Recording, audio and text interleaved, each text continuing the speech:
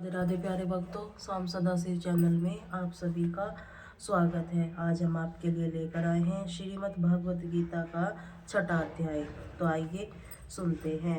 सब के सुख दुख सदा उत्तम गुण निर्वाण, मान और अपमान को सदा मुझ में एक समान, निंदा स्तुति समगमे रहे सदा निर्धन, प्रभु अर्पित होकर अमृत त्याग, मोह छल छंद लेन देन अरु कर्म सब करे कामना त्याग, काम क्रोध मद लोभ तज प्रभु के दृढ़ अनुराग, हे अर्जुन योगी वही सुखी परम अमति धाम, मिट्टी पर सम समझे जो भो सनंत निष्काम। श्री भगवान उवाच, जो मनुष्य कर्म फल न चाहता हुआ करने योग्य कर्म करता है वह सन्यासी योगी दोनों है। केवल अग्नि होमादि क्रियाओं को त्याग करने वाला सन्यासी अथवा योगी नहीं है। हे पांडुपुत्र अर्जुन, जिसको सन्यास कहते हैं उसी को तो योगी जान, क्योंकि संकल्पों को न त्यागने वाला कोई भी योगी नहीं होता। योगी बनने की इच्छा वाले मननशील मनुष्य के लिए निष्काम कर्म की साधना है, और योगारूढ़ हो जाने पर संकल्पों का प्रभाव ही कल्याण का हेतु है। जब मनुष्य न तो इंद्रियों को भोगों में आसक्त होता है और न ही कर्मों से, उस समय एक सब संकल्पों का त्यागी पुरुष योगारूढ़ कहलाता है। अपने द्वारा ही संसार समुद्र में अपना उद्धार कर अपने को गिरावे नहीं। कारण है कि जीवात्मा स्वयं अपना मित्र और शत्रु है, जिससे अपने मन और इंद्रियों सहित शरीर को जीत लिया है। अपना स्वयं मित्र है, उससे नहीं जीता, उसका पाप ही शत्रु है। सर्दी गर्मी सुख दुख तथा मान अपमान आदि क्रियाओं से निरंकार शांत स्वाधीन शरीर वाले मनुष्य की स्थिति परमात्मा में ही हो जाती है। तदरूप अपना रहता है। ज्ञान विज्ञान से जिसका अंतकरण दृढ़ है, जो निरंकार इंद्रियों जहित तथा मिट्टी पत्थर स्वर्ण के समान भाव रखने वाला, वह ईश्वर प्राप्त वाला अर्थात योगी कहा जाता है। हे हितैषी मित्र शत्रु उदासीन द्वेषी बंधु साधु और पापी सबके समान भाव रखने वाला व्यक्ति श्रेष्ठ है। अंत कारण सब इंद्रियों सहित शरीर को जीतकर वासना और संग्रहशीलता को दूर रहकर एकांत में अपनी आत्मा को परमात्मा के स्वरूप युक्त रखने की साधना करनी चाहिए। शुद्ध भूमि पर पूसा, उस पर मृग छाला, उस पर वस्त्र, ऐसे स्थित आसन को जो न बहुत ऊंचा हो और न बहुत नीचा बिछावे, उस आसन पर बैठकर मन को एकाग्र करके चित्र इंद्रियों को क्रियाओं को वश में किए हुए आत्मा की शुद्धि के लिए योगा अभ्यास करें। उस समय शरीर सिर और गर्दन सीधे अचल स्थित रहे, इधर उधर न देखकर नासिक के अग्र भाग पर दृष्टि जमाए रहे।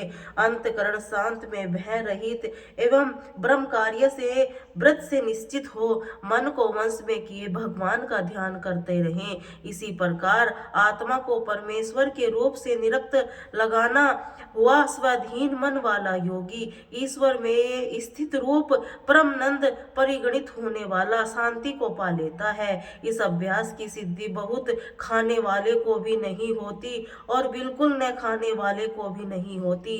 न अधिक सोने वाला अथवा न अधिक जागने वाला इस सिद्धि को प्राप्त कर सकता है। यथा योग आहार विहार कर्म चेष्टा शयन जागरण करने वाले व्यक्ति को यह सब दुखों का नाश करने वाला योग प्राप्त होता है। इस अभ्यास से जब वंश में आया मन ईश्वर में भी स्थित रहने लगता है, तब सब कुछ इच्छाओं से मनुष्य निष्प्रसस हो जाता है। तब यह योग युक्त कहलाता है। जिस प्रकार वायु रहित स्थान में रखे दीपक की लो हिलती डुलती, वैसे कैसे योग के अभ्यास से मनुष्य का वंश में किया हुआ मन चलायमान नहीं होता।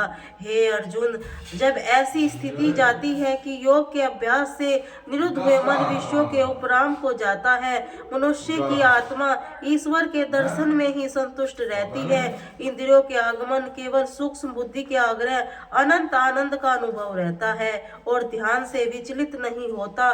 इस सिद्धि लाभ से अधिक लाभ बड़ा ही नहीं मानता, भारी दुख कोई सिद्धि भी नहीं छोड़ता।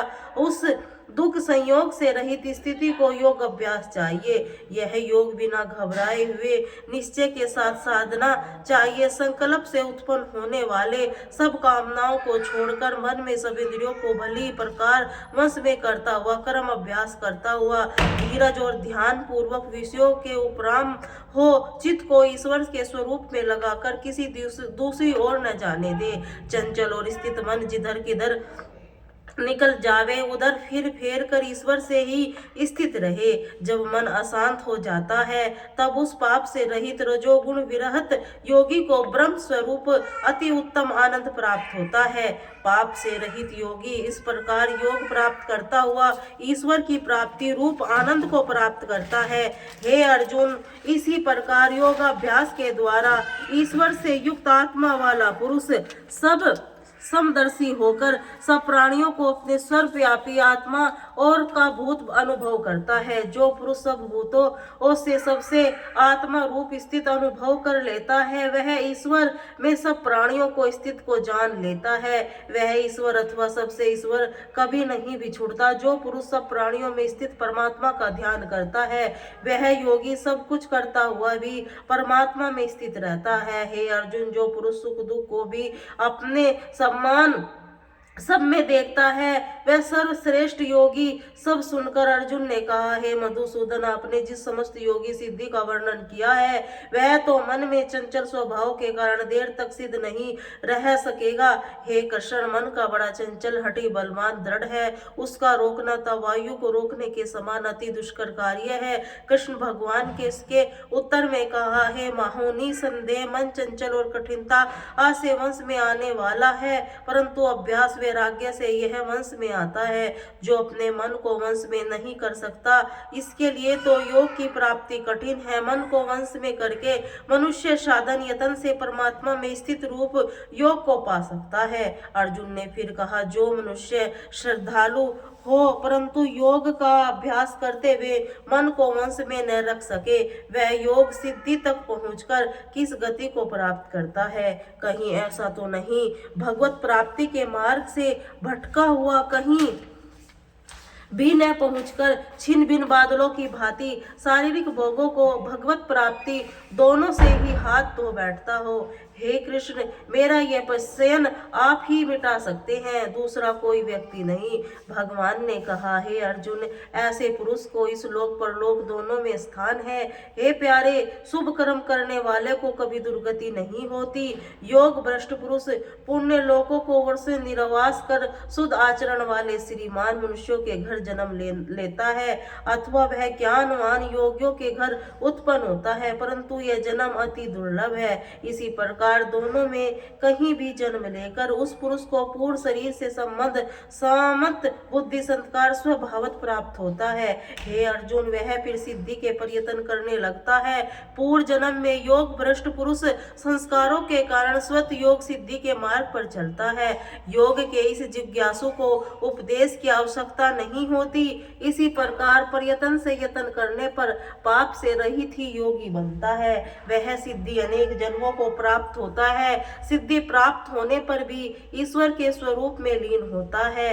हे अर्जुन, योगी पुरुष तपस्वी ज्ञानी और सकाम कर्मों के कर्ताओं से अधिक श्रेष्ठ है। एवं तो योगी बन योगियों से भी जो योगी अपनी आत्मा को ईश्वर में स्वरूप से स्थापित कर श्रद्धा पूर्वक भगवान का ध्यान करता है वह परम श्रेष्ठ योगी होता है। श्री नारायण जी कहते हैं, हे लक्ष्मी, छठे अध्याय का महात्मन सुन। गोदावरी नदी के तट पर एक जान श्रुति नामक धर्मग राजा का राज्य करता था। एक दिन उसके नगर में कुछ हंस उड़ते हुए आ निकले। उसमें से एक हंस बैठते ही उड़ गया।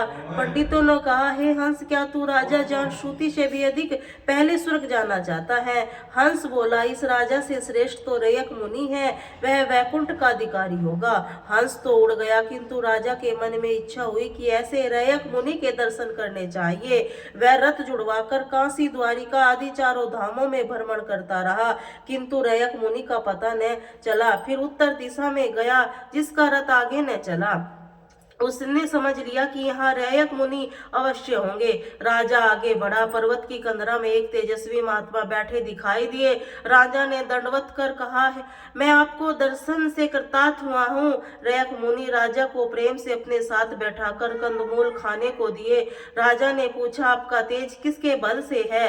रैयक मुनि बोले, मैंने अपनी जान में कोई पुण्य नहीं किया।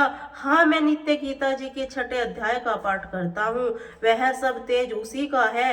राजा अपना राजपाट पुत्र आदि को देकर गीता के 6 अध्याय का पाठ करने लगा और त्रिकालदर्शी हुआ। हे लक्ष्मी, ये 6 अध्याय का महात्मन है जो मैंने कहा और तुमने श्रवण किया है। बोली श्री राधे राधे।